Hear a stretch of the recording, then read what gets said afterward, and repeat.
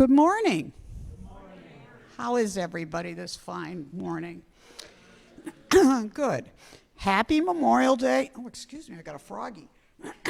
And welcome to the Unitarian Universalist Congregation of Greater Naples. I am Elaine Cocroft, and I'm currently serving as president of UUCGN's board. Our minister, Tony Fisher, as you all know by now, is on sabbatical. Today's service is being led by Steve Espinoza, and who has been a member of UUCGN for 9 whole years. You don't look that old. I'd like to thank everyone who is making today's service happen. Our co-music directors, Sean and Abby Allison, Ken Hartman, who's sitting in for Dan Goodsit in the AV room, along with John Forsyth, our greeters and ushers, our wonderful kitchen crew, which today is Bill, Stephanie, and Gary, and of course today's worship associate, Joanne Husky, who is going to finish up the welcome. Thank you very much, Elaine. And again, as you all know, today is Memorial Day. It's a day that we honor those who served in war and who have given their lives for an ideal, that is democracy. It is ever more poignant today as we struggle to preserve our own democracy and we watch as the Ukrainian soldiers fight to defend the very same democracy that we love and defend. Whether you're here in the sanctuary or out there on the patio, I see quite a few people, or you're at home watching us on Facebook Live, or even catching this later in the week, we want everyone to know, all of you to know, that you're always welcome here. Ours is a welcoming community, freely seeking spiritual and intellectual growth. And we strive to create a larger community of peace, justice, and love. And we try to live our values out in the world. If you're new to our congregation this morning, we look forward to welcoming you and helping you make connections. And if you found us online, please contact our office at uunaples.org to get on our mailing list to find out all the amazing things that are happening in this congregation during the week. So now, please, let's take a deep breath. And let's settle into this time of worship with this morning's prelude.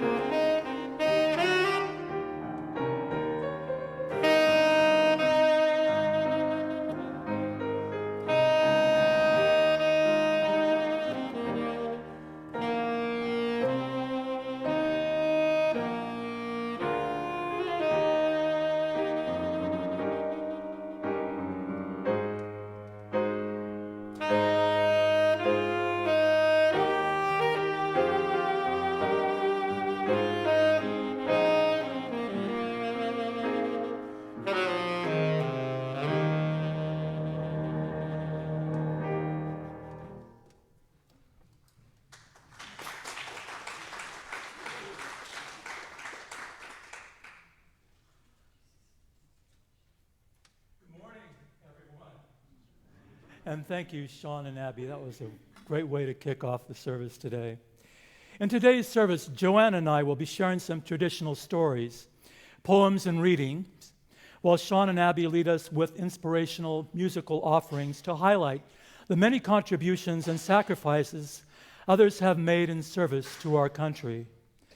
And I can't help but think our Memorial Day service this morning will be influenced by the tragic events over the past few weeks, with the events at Robb Elementary School just days ago so fresh in our minds. We must remember all of those families today and honor those lives lost. As we begin, I'd like to share this poem by Heather K. Daniels, parish minister at Winchester Unitarian Society in Winchester, Massachusetts. Massachusetts, I'm so sorry. Oh. Title, thank you, Lord. Called by loss, called by peace. We come this day called by war, by the suffering we inflict and endure. When minds across borders fail to reason and compromise, we come this day called by loss, the death of those who serve in our name, those whose lives end before their natural course in service to a cause greater than their own. We come this day called by hope, hope that we will, in some season, finally surrender our swords for plowshares, and we come this day called by peace. May we hear its song. May we proclaim its promise. May our remembrance today renew our struggle. We can never stay or rest. Now, won't you please join with me in this morning's chalice lighting response?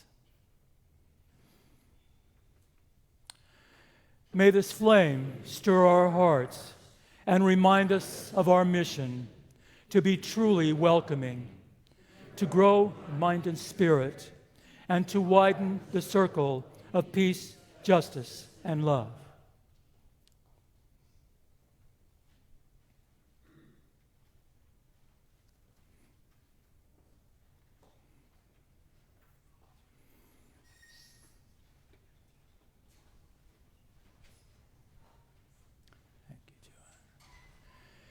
Now, will you please rise in body or spirit as we sing our opening hymn, Come Thou Fount of Every Blessing, number 126 in your hymnals. The words are on the screen.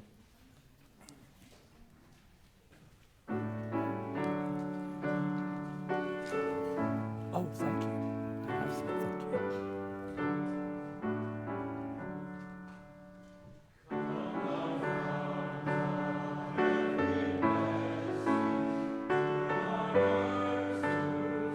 Thy grace, streams of mercy never ceasing, call for songs of loudest praise, while the hope of life's perfection fills our hearts with joy and love. Teach us ever to be faithful, may we still thy goodness prove. Come thou fount of every vision, turn our eyes to what may come. See the lion and the young lamb dwell together in thy home. Hear the cries of war fall silent, feel our love glow like the sun, when we all serve one another, then our heaven is begun. Come thou fount of inspiration, turn our lives together in ways, lift our gloom and desperation, show the promise of this day. Help us bind ourselves in union. Help our hands tell of our love. With thine aid, O fount of justice, earth be fair as heaven above.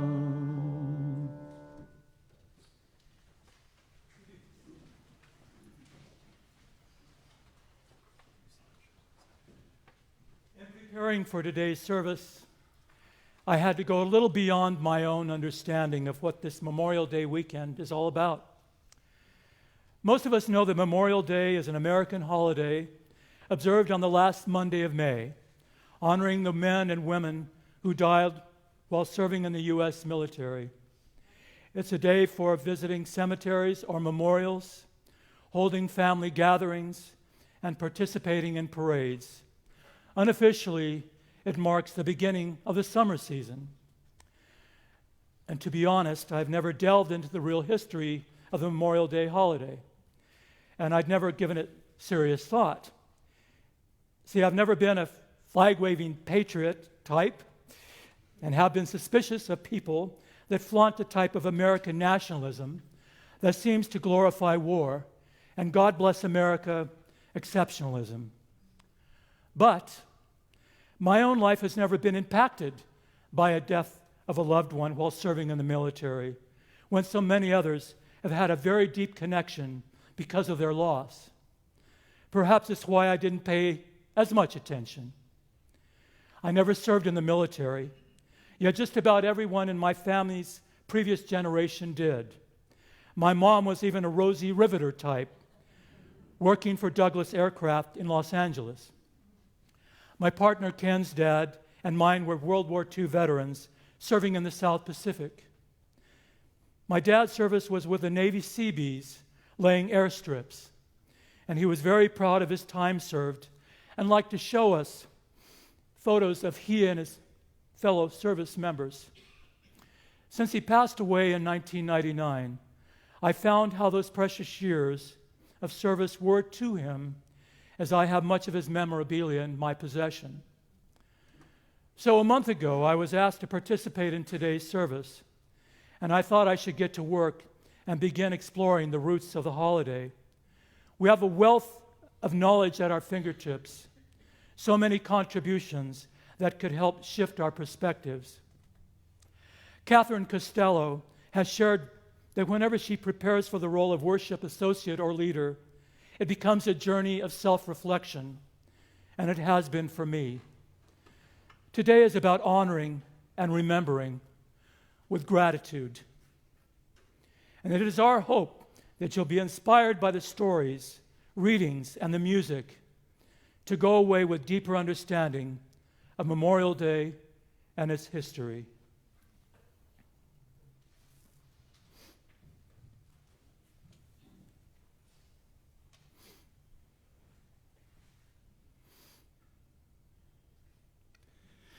Before we sing our centering hymn, I'd like to give a crucial bit of context for this.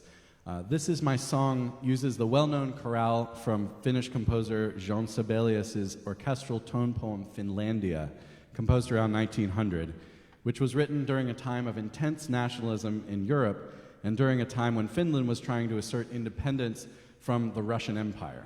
It was and is a symbol of national pride for that nation. Lloyd Stone's poem, This Is My Song, is very much about a universal humanistic approach to understanding how people feel about their own countries, that everyone has something to fight for and wants their own beautiful countries to live in peace. Ira B. Wilson, an arranger, had the brilliant idea to put this poem to the music of a famous nationalist hymn. And the juxtaposition of this text, in which all nations are equal, with that hymn's unique cultural context, where one's nation's struggle is given precedent over all others, is, in my opinion, particularly profound. Please remain seated and join me in singing our centering hymn, This Is My Song. Number 159 in your hymnals, and the words are on the screen.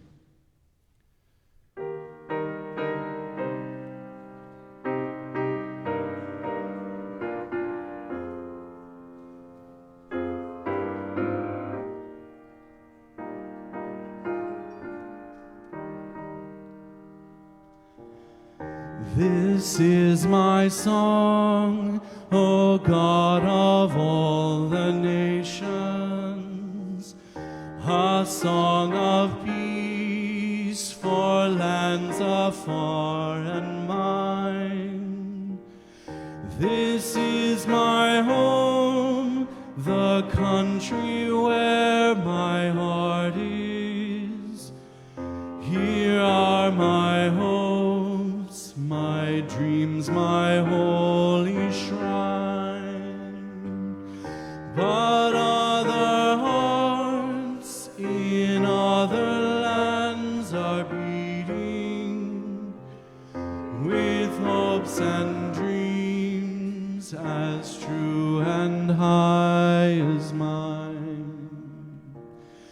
My country's skies are bluer than the ocean, and sunlight beams in clover leaf and pine.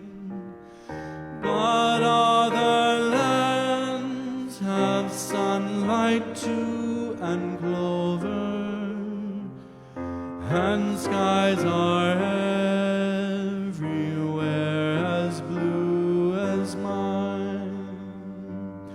Oh, hear my song, O God of all the nations, a song of peace for their land and for mine. This is my song, O God of all the nations, a song of peace for lands afar and mine.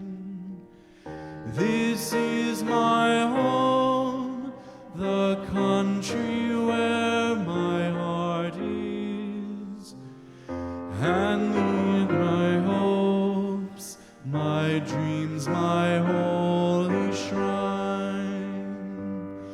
But other hearts in other lands are beating with hopes and dreams as true and high as mine.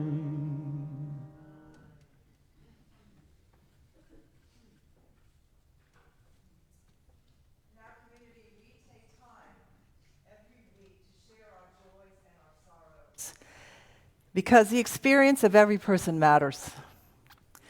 We're a welcoming community where we find communion.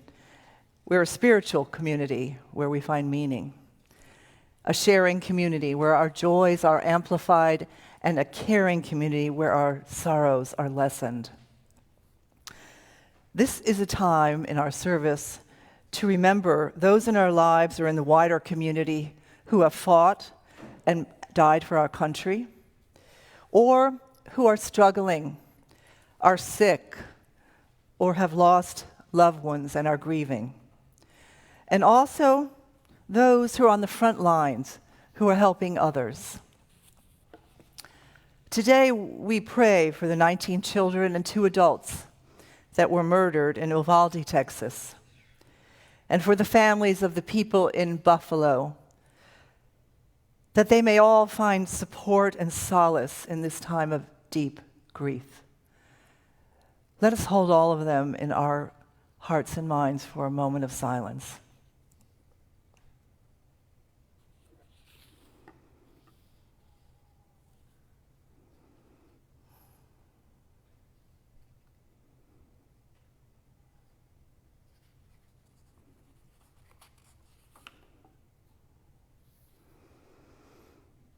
We also pray for our legislators that they will assume the responsibility to pass sensible gun laws that limit the use of assault weapons and put a stop to the endless, horrifying mass shootings.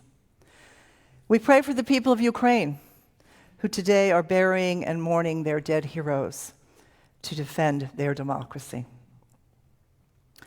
We also pray for our own Mike Diaz and Steve Goldenberg, who were involved in a serious car accident earlier in the month. Mike is recuperating at home, and Steve has been transferred to Gulf Coast Medical Center to Manor Care at Lely Palms. They would not like to receive calls, but they would welcome cards.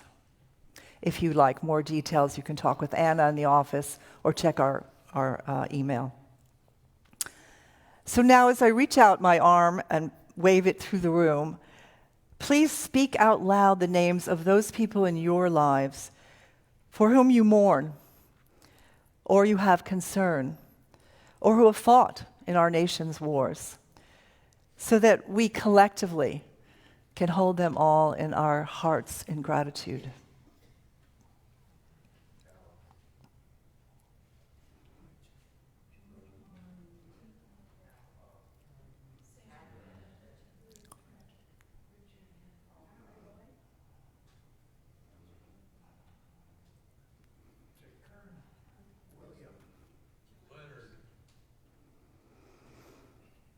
John.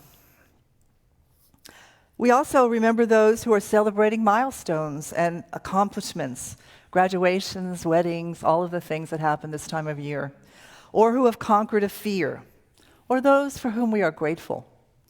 So as I pass my hand by this time, please speak out loud the name or names of those for whom you have a joy.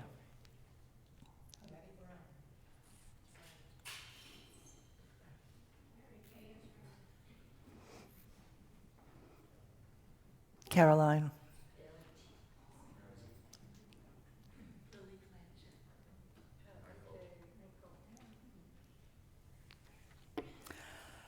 For those people and for all of those that we hold in our hearts right now, silently, I'll light this candle here, that we will remember them.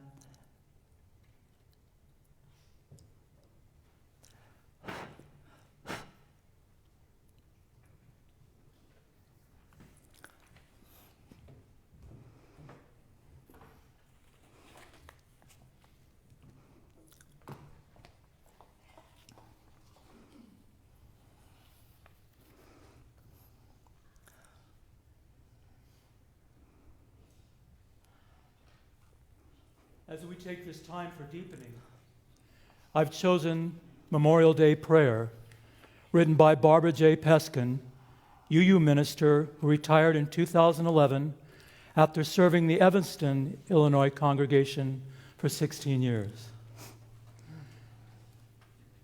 Spirit of life, whom we have called by many names in thanksgiving and in anguish, bless the poets and those who mourn.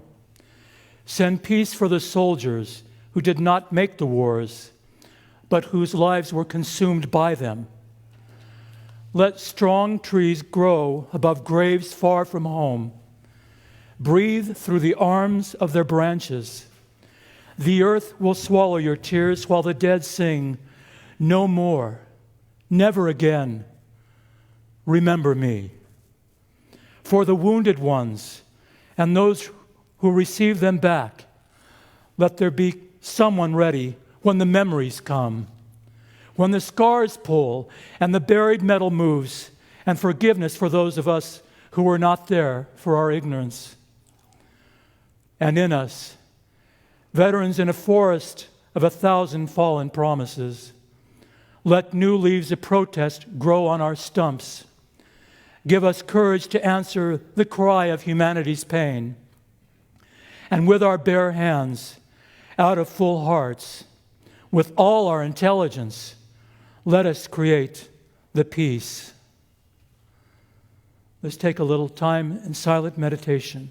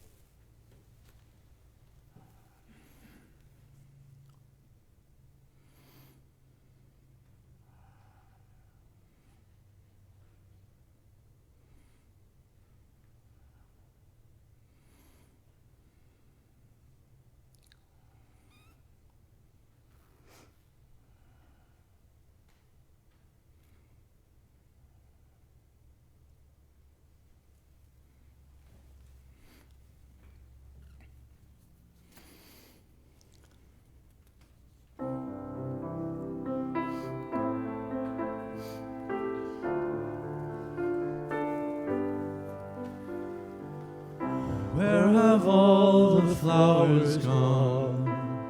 Long time passing. Where have all the flowers gone? Long time ago. Where have all the flowers gone? Young girls pick them, everyone.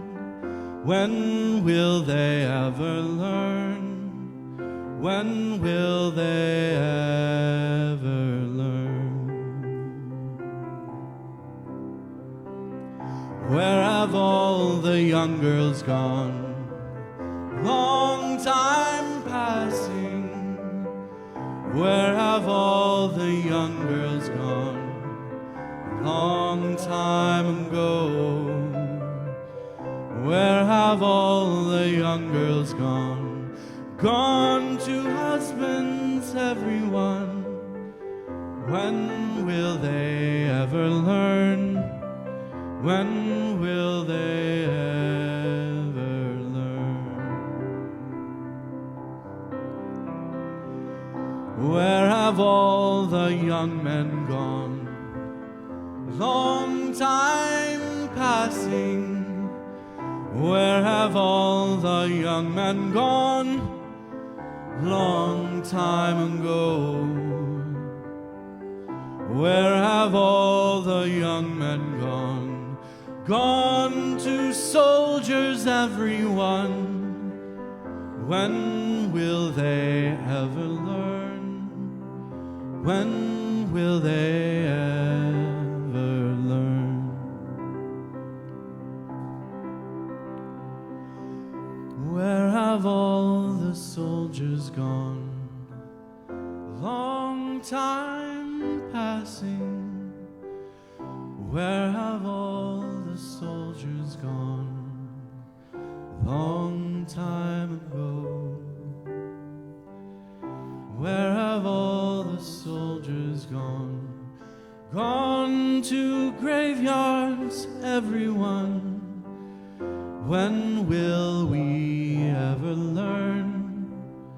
When will we ever learn? Where have all the graveyards gone? Long time passing. Where have all the graveyards gone? Long time ago. Where have all the graveyards gone? Gone to flowers, everyone. When will I ever learn? When will I ever learn?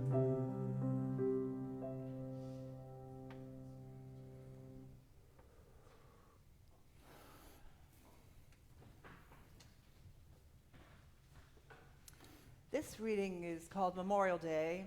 It's by our own Peter Tufts Richardson. This is the weekend we visit cemeteries. We find there the women and men who made our lives possible. We find there slabs of stone with names, birth and death dates. That is all, unless they fought in wars. And then we find a small American flag from a cast iron holder. That is all. In the green grass and an occasional living flower. Yet we visit our memories. We bring graveside their voices for those we knew, or stories often told for those older than our span of years. As we age, we know that someday we too will be there beside them. We too have the same pain in our bones that they bequeath to us.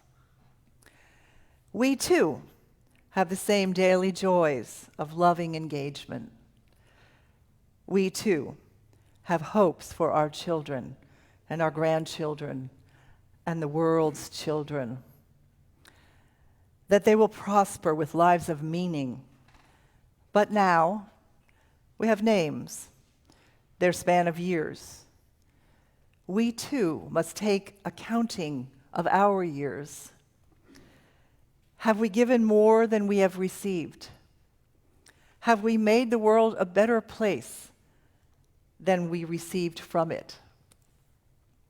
Have we faithfully lived our ideals, given our children love, values, and engaged our lives fully in the posterity of life?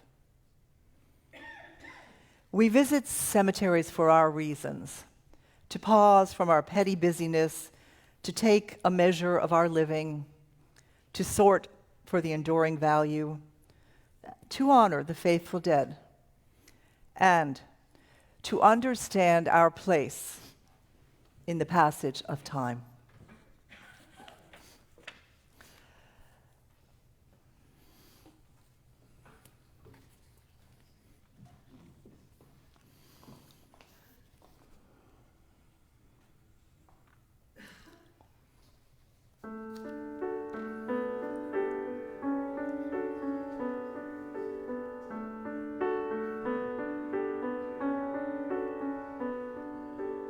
God on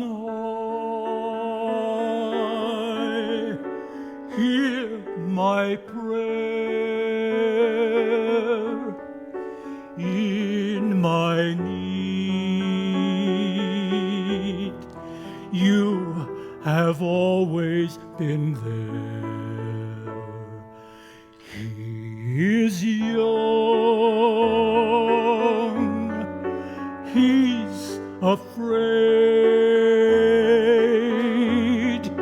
Let him rest, heaven blessed. Bring him home,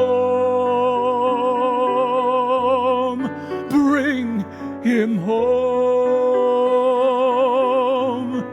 bring him home.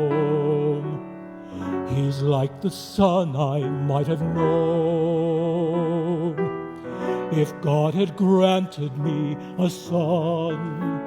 The summers die one by one, how soon they fly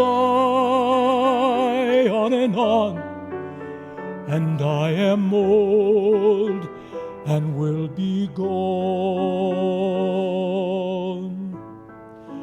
Bring him peace, bring him joy. He is young, he is only a boy. You can take, you can give, let him be, let him live. If I die, let me die, let him live. Bring him home, bring him home, bring him home.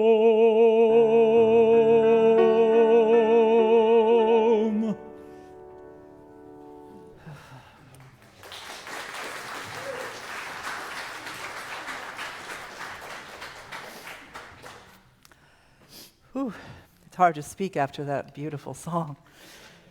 The second reading is the Gettysburg Address by Abraham Lincoln, delivered on November 19th, 1863. 77 years ago, our fathers brought forth on this continent a new nation, conceived in liberty and dedicated to the proposition that all men are created equal. Now we are engaged in a great civil war, testing whether that nation or any nation so conceived and so dedicated can long endure. We are met on a great battlefield of that war. We have come to dedicate a portion of that field as a final resting place for those who here gave their lives that that nation might live. It is altogether fitting and proper that we should do this. But in a larger sense, we cannot dedicate. We cannot consecrate. We cannot hallow this ground.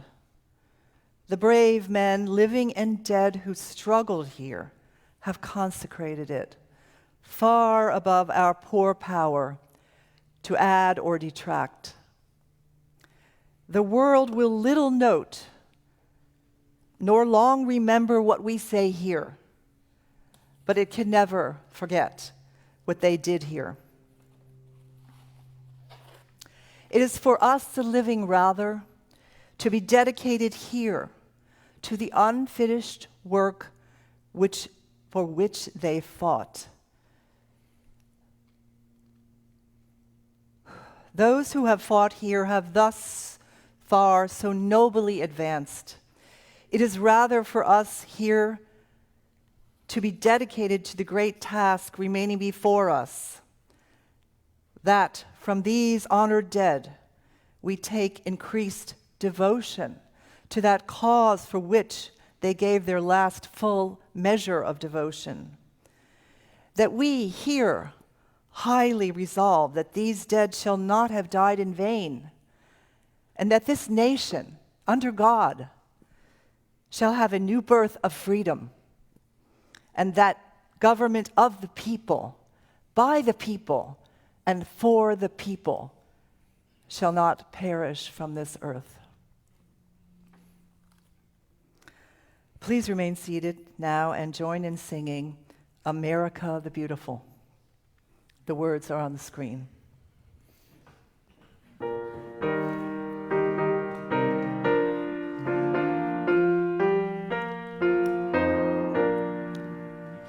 Oh, beautiful for spacious skies, for amber waves of grain, for purple mountains, majesties above the fruited plain.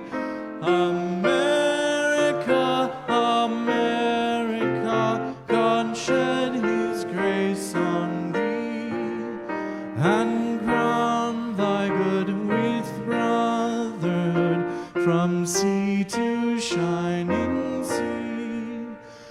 Oh, beautiful for heroes proved in liberating strife, who more than self their country loved, and mercy more than life. America, America, may God thy gold refine, till all success be nobleness, and every gain divine. Oh, beautiful for patriot dream that sees beyond the years, thine alabaster cities gleam, undimmed by human tears. America, America, God shed his grace on thee, and crown thy good with brotherhood from sea to shining sea.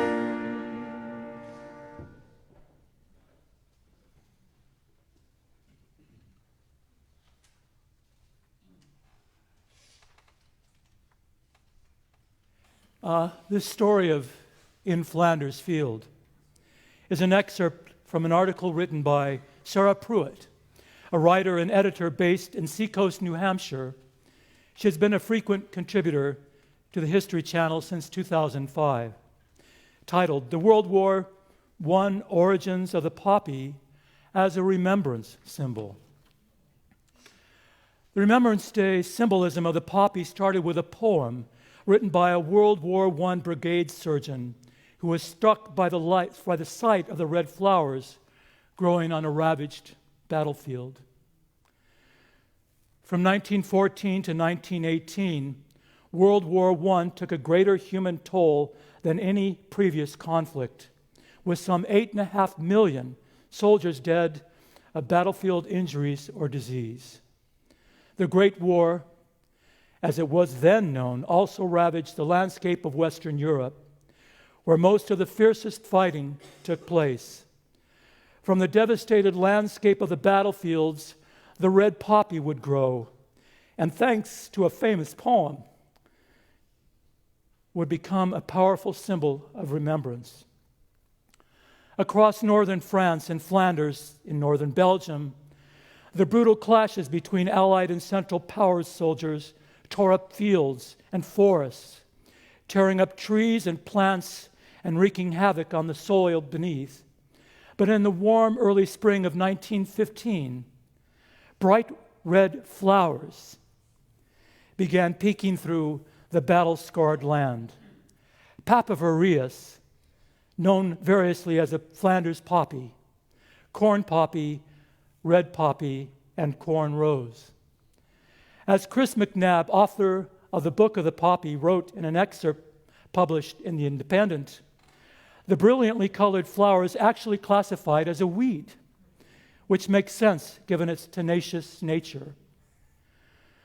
Lieutenant Colonel John McCrae, a Canadian who served as a brigade general for an Allied artillery unit, spotted a cluster of poppies that spring, shortly after the Second Battle of Ypres. McCrae tended to the wounded and got a first-hand look at the carnage of that clash, in which the Germans unleashed lethal chlorine gas for the first time in the war. Some 87,000 Allied soldiers were killed, wounded, or went missing in the battle, as well as 37,000 on the German side. A friend of McCrae's, Lieutenant Alexis Helmer, was among the dead. Struck by the sight of the bright red blossoms on broken ground, McCrae wrote a poem, In Flanders Field, in which he channeled the voice of the fallen soldiers buried underneath those hardy poppies. Published in Punch magazine in late 1915, the poem would be used at countless memorial ceremonies and became one of the most famous works of art to emerge from the Great War. Its fame spread far and wide by the time McCrae himself died from pneumonia and meningitis in January 1918. Then across the Atlantic, a woman named Moina Michael read In Flanders Field in the pages of Ladies' Home Journal that November, just days before the armistice. A professor at the University of Georgia at that time, the war broke out, Michael had taken a leave of absence to volunteer at the New York headquarters of the Young Women's Christian Association, YWCA, which trained and sponsored workers overseas. And inspired by McCrae's verses, Michael wrote her own poem in response, which she called We Shall Keep Faith. And as a sign of this faith and a remembrance of the sacrifices of Flanders Field, Michael vowed to always wear a red poppy.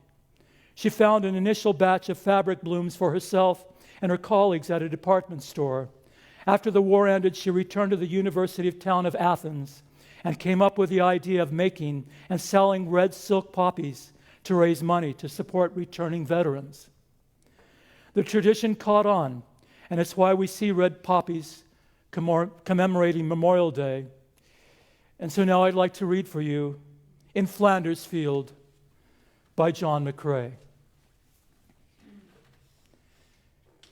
In Flanders Field, the poppies blow between the crosses, row on row, that mark our place.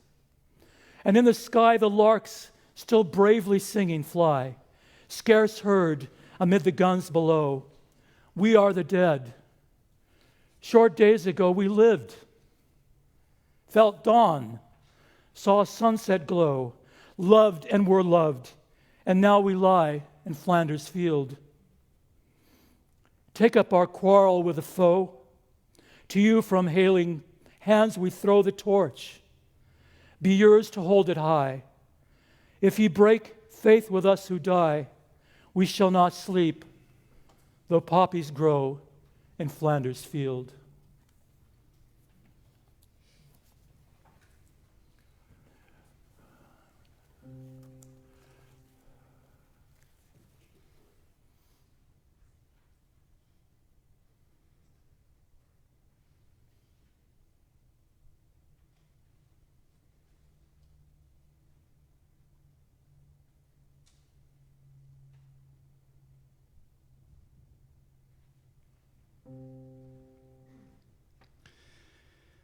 Let them in, Peter. They are very tired. Give them couches where the angels sleep, and light those fires. Let them wake whole again to brand new dawns, fired by the sun, not wartime's bloody guns. May their peace be deep. Remember where the broken bodies lie. God knows how young they were to have to die. God knows how young they were to have to die. So give them things they like. Let them make some noise. Give dance hall bands, not golden harps, to these our boys. And let them love Peter, for they've had no time. They should have trees and bird songs and hills to climb, a taste of summer in a ripened pear, and girls sweet as meadow wind with flowing hair. And tell them how they are missed, but say not to fear, it's gonna be all right with us down here.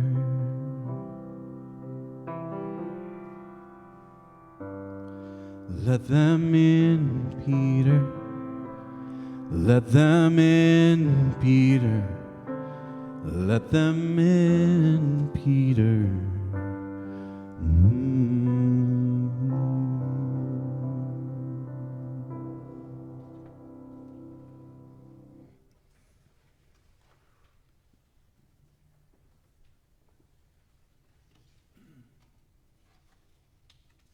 I'd like to share a story now about what would be the very first Memorial Day service, one that I certainly had never heard.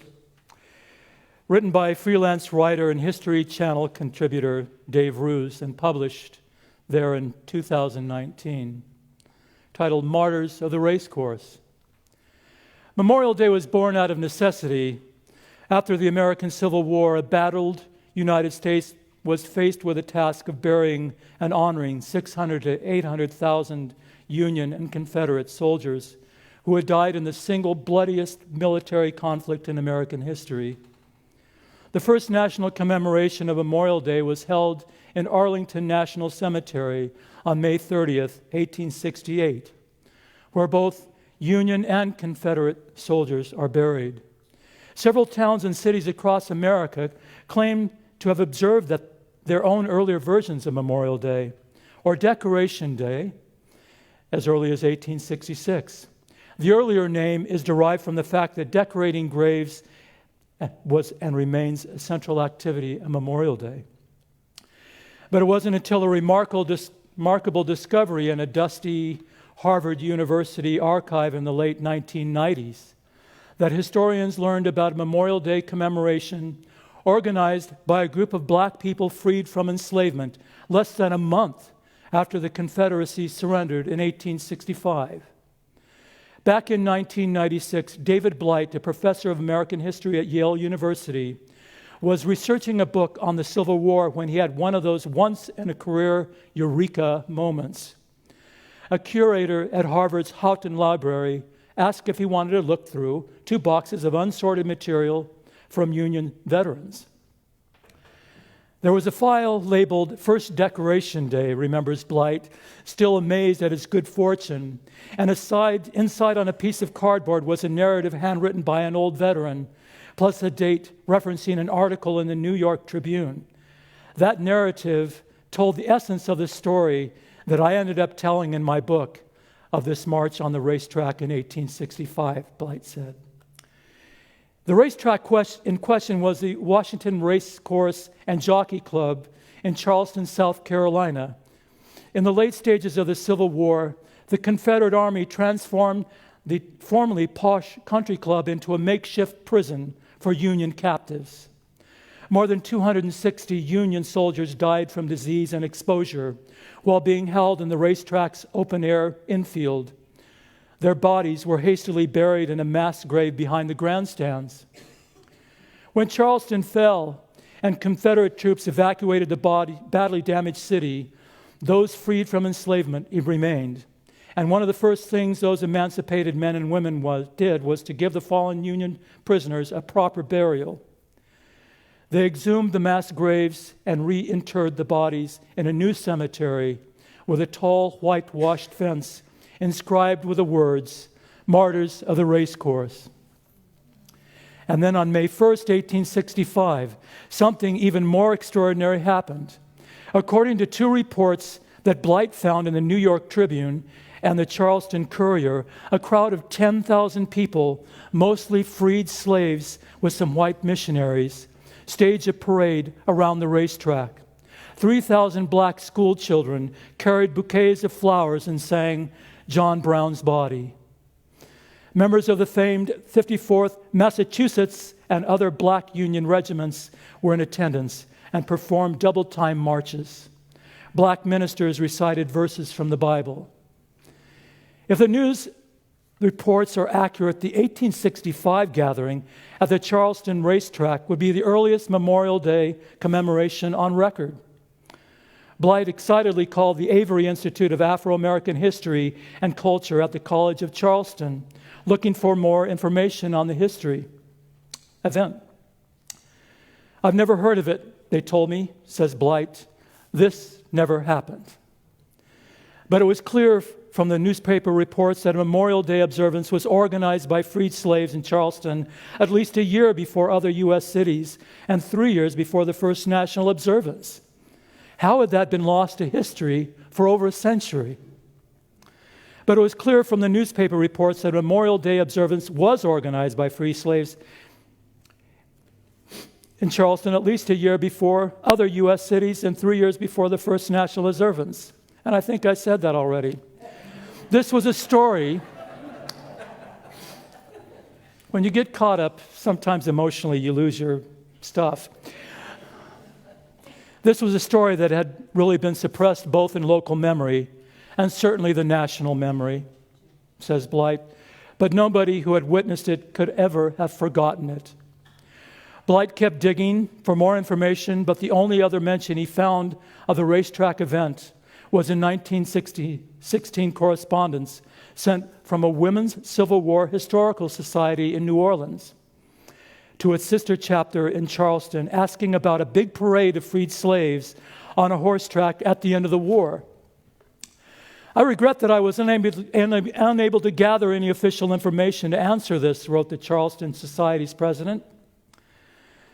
"That's such a telling statement," says Blight. "The woman who wrote that letter may not have known about it, but the fact that she didn't is what tells the story." Once the war was over and Charleston was rebuilt in the 1880s, the city's white residents likely had little interest in remembering an event held by former enslaved people to celebrate the Union dead. That didn't fit their version of what the war was all about, says Blight. In time, the old horse track and country club were torn down, and thanks to a gift from a wealthy northern patron, the Union soldiers' graves were moved from the humble white-fenced graveyard in Charleston to the Beaufort National Cemetery. By the time Blight was rummaging through the Harvard archives in 1996, the story of the first Memorial Day had been entirely forgotten. Or perhaps not entirely. After his book, Race and Reunion, was published in 2001, Blight gave a talk about Memorial Day at the Smithsonian National Museum of American History. And after it was finished, an older black woman approached him. "You mean that story is true?" the woman asked Blight. "I grew up in Charleston, and my granddaddy used to tell us the story of a parade at the old racetrack, and we never knew whether to believe him or not. You mean that's true?" For Blight, it's less important whether the 1865 commemoration of the martyrs of the racecourse is officially recognized as the first Memorial Day. It's the fact that this occurred in Charleston, at a cemetery site for the Union dead in a city where the Civil War began, says Blight, and that it was organized and done by African American former slaves is what gives it such poignancy.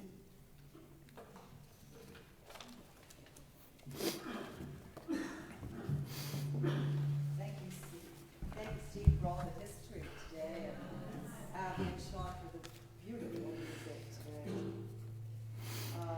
As we take time to think about all that today's service brought to you, let's take also time to show our gratitude for this community and all that it does. This morning's offering will be gratefully received. Please consider sending a contribution today. The information you need to donate is on the screen.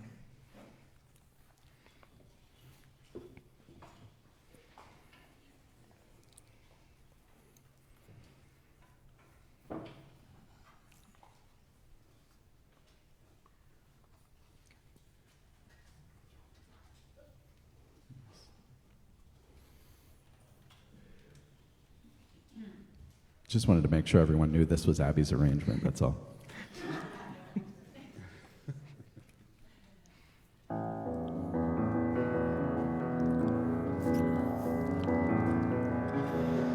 Mine eyes have seen the glory of the coming of the Lord. He is trampling out the vintage where the grapes of wrath are stored.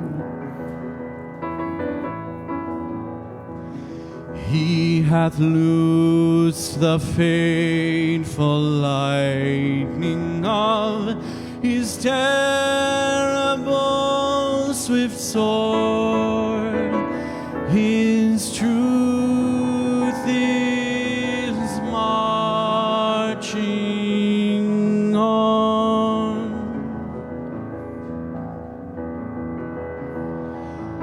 Glory, glory, hallelujah. Glory, glory, hallelujah. Glory, glory, hallelujah. His truth is marching on.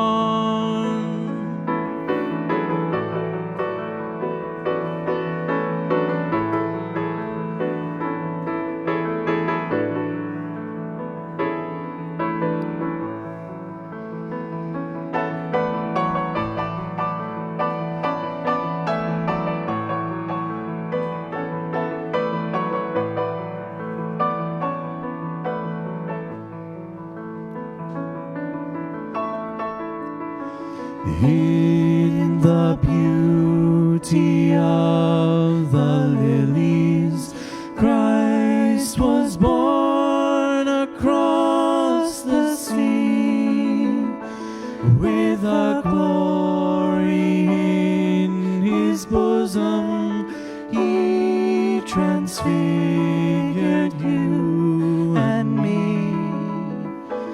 as he died to make men holy. Let us live to make men free. His day is marching on.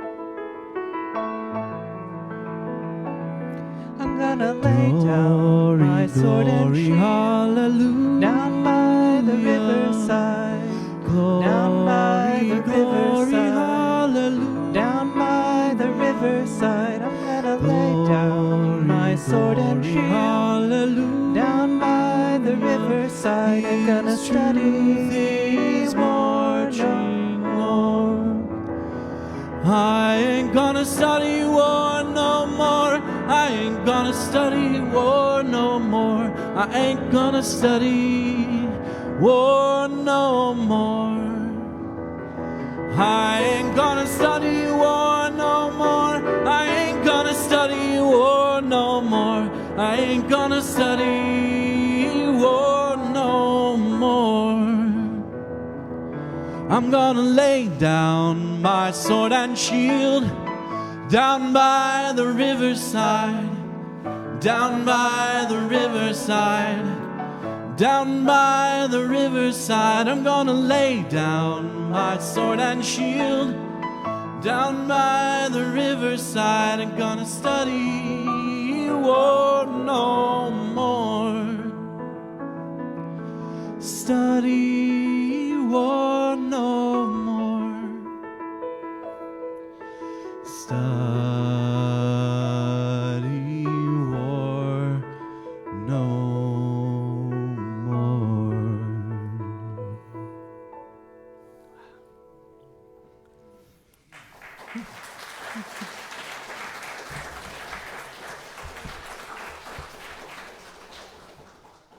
What a beautiful arrangement, Abby. Thank you both. That was beautiful. So, there's always so much going on in this congregation. I hope most of you received the email blasts that come out of our office from Anna. But here are a few announcements just to let you know some of the things. The art gallery, we have an art gallery in the back towards Thomas Hall, the UU Menaker Gallery. Tom Menaker is here today, in fact.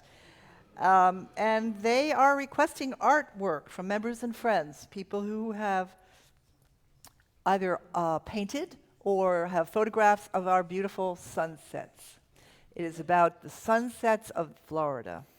Hopefully we have photographers, painters, collectors, people who would like to exhibit, and we look forward to having it. It's going to be called The Sky is the Limit. So please bring it framed, any of your artwork framed, ready to hang in the gallery on June 3rd, between the hours of 10 and 1. And a member of our art group will meet you and help you set up. You can submit 3 pieces if you have art. Also, we have circle dinners going on during the summer. There will be a dinner these dinners are held for 6, 8, or 10 people in their homes, and they're friendly dinners.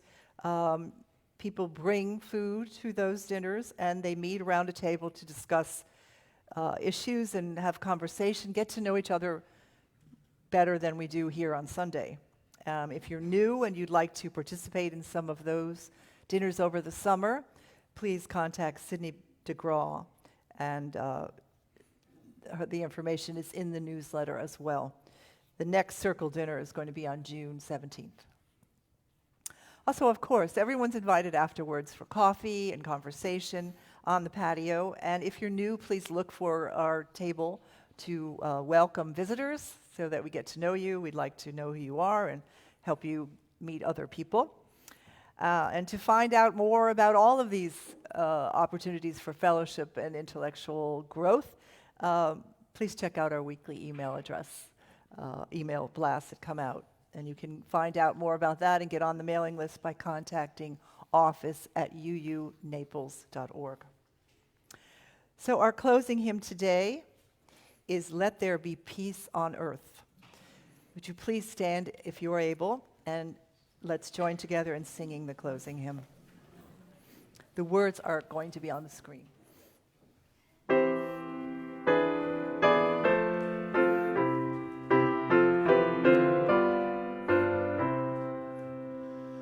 Let there be peace on earth, and let it begin with me. Let there be peace on earth, the peace that was meant to be, with God our Creator, children all are we. Let us walk with each other in perfect harmony. Let peace begin with me. Let this be the moment now. With every step I take, let this be my solemn vow, to take each moment and live each moment in peace eternally. Let there be peace on earth, and let it begin with me.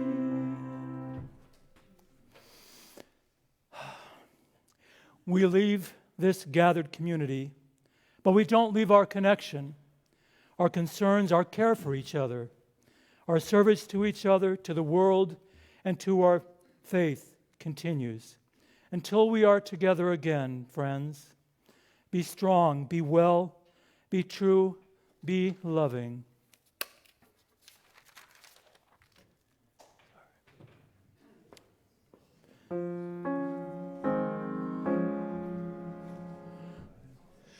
Circle round for freedom, circle round for peace, for all of us imprisoned. Circle for release,